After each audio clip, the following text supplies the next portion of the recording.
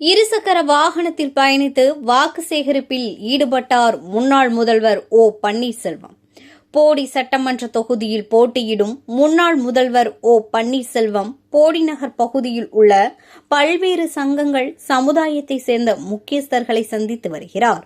இதனைத் தொடர்ந்து நேற்று இரவு போடி திருமாலபுரம் பகுதியில் உள்ள பட்டாளம்மன் கோவிலில் வழிபாட்டில் ஈடுபட்டு முக்கியஸ்தர்களை சந்தித்து கௌரவப்படுத்தி அங்கிருந்து இருசக்கர வாகனம் மட்டுமே செல்லக்கூடிய பகுதிகள் வழியாக திமுக கவுன்சிலர் வெங்கடேஷ் என்பவருடன் இருசக்கர வாகனத்தில் ஓ பன்னீர்செல்வம் பயணித்து தனது பிரச்சாரத்தில் ஈடுபட்டார்.